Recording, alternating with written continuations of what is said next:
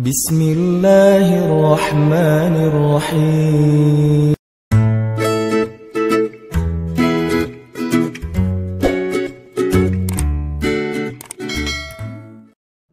Coba kita renungkan, kalau dalam hidup kita selama ini kita punya masalah, sepertinya kita masih kurang baik. Karena kalau kita ada masalah, pasti masalah itu muncul dari keburukan-keburukan kita. Bisa keburukan hari ini, bisa keburukan kita yang di masa lalu. Nggak mungkin karena kebaikan, pasti keburukan. Keburukan hari ini atau keburukan kita di masa lalu. Tinggal kita mengevaluasi keburukan itu. List kesalahan kita yang harus kita perhatikan, bukan list kebaikan. Lalu kita coba renungkan, kayaknya saya masih kurang baik nih. Ayo tingkatkan lagi kebaikan kita. Hubungan dengan Allah perbaikin lagi. Datang ke rumah Allah seringin lagi. Terutama di prime time. Apa prime time-nya? Subuh. Itu waktu favorit tuh. Mengangkat kedua tangan lebih lama lagi, terutama di waktu yang Allah sendiri turun ke langit dunia. Udah gitu Allah bertanya, hal min dzihajah, hal min taib, ada enggak hambaku yang butuh sesuatu biar aku kasih? Ya Allah butuh. Allah tahu kan butuhnya apa? Ya tahu kamu, kalau kamu mau kasih jodoh, nggak mungkin yang lain. Kok Allah tahu? Jomblo. Apa sih masalah jomblo yang paling utama selain itu kan? Kita mah boleh lapar, kita boleh lapar perut, kita boleh nggak jelas hidupnya, tapi hati harus terisi ya. Kalau itu udah ada, nggak makan juga nggak masalah. Yang penting siangnya makan, paginya doang yang enggak. Gitu. Nah ini teman-teman artinya kita coba perbaiki lagi hubungan kita dengan Allah, dan jangan pernah ragu bahwa hubungan kita kalau semakin baik dengan Allah, hidup kita susah itu nggak ada pasangannya kayak gitu tuh nggak. Makin baik hubungan kita dengan Allah, hidup kita makin mudah.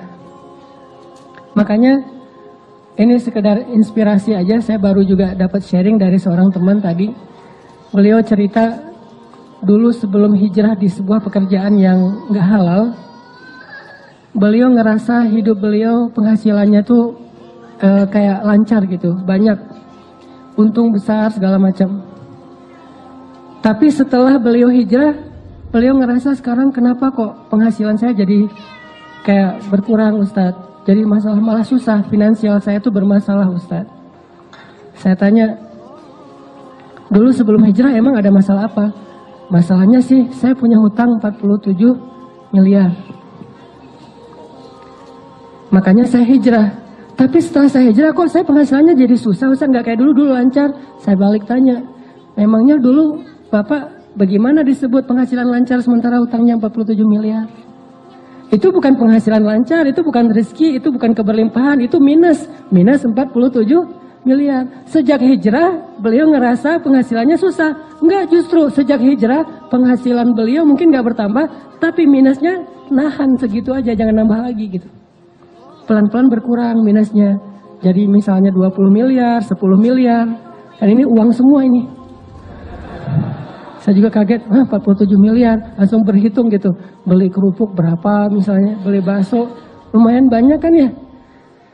Orang sering salah paham. Dia ngerasa bahwa dulu sebelum hijrah lancar. Padahal nggak lancar penghasilannya, lancar hutangnya. Setelah berhijrah mungkin seret gitu. Tapi hutangnya juga seret, penghasilannya Allah akan perbaiki secara bertahap. Kayak orang sembuh, sembuhnya pelan-pelan. Pertama mungkin hilang dulu panasnya, kemudian mulai hilang radangnya, kemudian mulai lemesnya hilang, udah agak sehat, bertahap. Artinya teman-teman nggak mungkin bersilangan. Sehingga kita coba belajar yakin. Wa may yattaqillah, pasti yaj'al lahu makhraja. Jadi kalau kita berbuat baik, gak usah khawatir, kebaikan kita tuh gak bakalan sia-sia, gak bakalan. Berdoa gak bakalan sia-sia. Aduh, kayaknya sia-sia nih saya berdoa gak ada hasilnya, gak ada. Ini kayaknya rugi aja nih saya selalu berdoa ternyata gak ada perubahan, gak mungkin. Doa itu ibadah, dan gak mungkin ibadah itu ngerugiin kita tuh gak mungkin. Terus mana hasilnya? Mungkin kita belum paham tentang fikih doa. Belum paham bukan tentang tata cara doanya. hikmah bagaimana cara Allah mengabulkan doa. Dikabulkan pasti, kalau nggak ada penghalang. Mungkin salah satu penghalang doa yang dikabulkan kan makanan yang tidak halal kan ya, salah satunya nih. Atau silaturahim terputus. Kalau nggak ada penghalang, doa kita pasti dikabulkan Allah. Cuman kita kadang terlalu memaksakan Allah mengabulkan seperti yang kita pengenin. Padahal bisa aja Allah ngabulinnya sesuatu yang lebih baik dari apa yang kita pengenin. Atau Allah mengabulkan doa kita dengan memberikan kebaikan yang sama nanti di akhirat. Toh kita hidup tuh nggak sekali, kita hidup tuh 2 kali, dunia dan akhirat.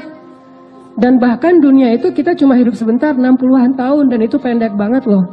Kita nggak pernah ngebandingin sih, makanya nganggap kayak usianya panjang 60 tahun. Coba bandingkan dengan umat kaum Nabi Solih, kaum Ad dan Samud, berapa usianya? Rata-rata 1500 tahun, 2000 tahun. Nabi Nuh dakwahnya doang 950 tahun. Usianya lebih dari itu. Sehingga dulu ada ibu-ibu ya, lagi nangis di atas kuburan anaknya. Anaknya meninggal ABG gitu. ABG meninggal, SMA juga belum lulus gitu, meninggal. Entah tabrakan, entah apa gitu. Meninggal, ibunya nangis di atas kuburan. Nah, kasihan kamu ya, meninggal muda, belum sempat menikmati hidup. Gitu-gitu deh, merintih, meratap. Lewat seorang ulama di zaman itu, umat Nabi Solih. Ibu, kenapa menangis? Ini anak saya meninggal muda, kasihan. Emang usia berapa dia meninggal? Masih ABG. Berapa? 300 tahun. 300 tahun ABG coba. Terus ulama ini bilang, wah ibu, bersyukurlah dikasih usia 300 tahun. Karena nanti akan muncul suatu generasi, suatu umat yang usianya hanya 60 tahun. Ibu ini kaget, hah manusia 60 tahun? Gak salah tuh. Kita 60 tahun tuh udah lama loh. Bagi mereka 60 tahun itu gak ada apa-apanya. Sampai ibu itu mengatakan, kalau saya cuma dikasih usia 60 tahun, bakalan saya pakai itu seumur hidup saya hanya dengan 1 kali sujud. Bayangin sujudnya aja 60 tahun. Kita sujud panjang dikit, gak bangun-bangun, ketiduran kan. Sholat imamnya baca agak panjang dikit, berdiri sebelah kaki. Aduh pegal sebelah gantian gitu. Kayak orang sholat tarawih agak panjang dikit kan mulai batuk pojok sana, bersin pojok sana. Wah ada aja, tiba-tiba banyak sakitnya. Umat Nabi Solih ibadahnya sujudnya doang 60 tahun. Bahkan Allah menciptakan malaikat setiap hari khusus tugasnya untuk sujud pada Allah. Jadi diciptain langsung sujud dan tidak bangkit dari sujudnya sampai hari kiamat. Berapa jumlahnya? Sehari 70.000 malaikat. Setiap hari Allah menciptakan 70.000 malaikat yang tugasnya itu untuk sujud. Memenuhi Baitul Ma'mur. Memenuhi langit dunia. Sehingga Baitul Ma'mur itu kata Nabi sesek luar biasa. Saking seseknya, seandainya Baitul Ma'mur itu retak gara-gara dipenuhi malaikat, maka retakan dari Baitul Ma'mur itu akan jatuh ke atas Ka'bah tepat. Penuh dengan para malaikat. Bayangin sehari 70.000. Dan satu malaikat itu ukurannya lebih besar daripada bumi. Bumi di hadapan para malaikat kayak bola kayak bola pingpong kali. Jibril doang. Satu Jibril ketika menyampaikan wahyu kepada Rasulullah, itu kan Jibril dengan wujud aslinya tuh. Kemana Nabi ngelihat ke langit itu ada wajah Jibril. Di situ Jibril, di situ Jibril. Semuanya dipenuhi oleh Jibril. Nabi lari, dipanggil sama Jibril, ya Muhammad, jangan lari, saya Jibril, kamu Rasulullah. Nabi takut karena gak kenal sama Jibril. Tiba-tiba di follow gitu kan sama Jibril. Wah ini siapa nih followersnya? Ngeri lagi followersnya, Jibril. Bayangin Allah menciptakan 70.000 malaikat yang tugasnya cuma untuk sujud. Jadi artinya kita hidup itu nggak cuma di dunia, kita hidup 2 kali, dunia dan akhirat. Dan adegan kehidupan akhirat yang kita tahu itu terlalu disingkat oleh kita. Padahal satu ayat itu kalau dibedah bisa sampai 100 bahkan 1000 tahun. Ada banyak sekali adegan-adegan di akhirat yang kita jarang memikirkannya. Dan adegan itu pasti akan kita lalui, kita jalani. Sehingga kalau doa kita nggak dikabulkan di dunia, nggak masalah, tetap kebaikan. Nanti kita dapatkan ketika di padang mahsyar. Misalnya, ya Allah, mudah-mudahan saya bisa punya kendaraan.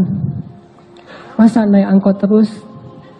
Masa jalan kaki terus? Pengen punya motor juga nggak apa-apa ya Allah. Makanya kalau minta jangan tanggung-tanggung. Mobil ya Allah. Atau nggak usah mobil, roda 3 juga nggak masalah. Bemo ya. Ya Allah, saya pengen punya kendaraan. Doa pengen punya kendaraan. Ternyata qadarullah, dalam sekian lama dia berdoa nggak punya kendaraan. Meninggal masih jalan kaki. Atau paling-paling sepeda ontel. Nggak punya kendaraan bermotor. Apakah doa dia sia-sia? Nggak. Berarti kalau nggak dikabulkan sejak dia hidup di dunia, nanti dia di surga itu atau di padang mahsyar udah punya kendaraan. Kok tiba-tiba datang kayak Alphard gitu kan di padang mahsyar gitu. Dijemput gitu. Silakan Mas, ini apa nih kok ada Alphard di padang mahsyar gitu kan ya? Toyota. Kenapa nih kalau ada Alphard di padang mahsyar? Kan dulu Mas berdoa pengen punya Alphard. Ya udah, karena nggak dikabulkan di dunia, dikabulkan di surga. Wah bener nih, bener ya. Udah jalan lancar tuh. Yang pasti dia dapat apa yang dia minta. Terus kenapa kita ragu-ragu minta sama Allah yang terbaik? Kalau nggak dapat di dunia ya dapat di akhirat, sama aja kan? Yang sama-sama hidup kok. Malah di sana lebih butuh dari apa yang kita dapetin di dunia.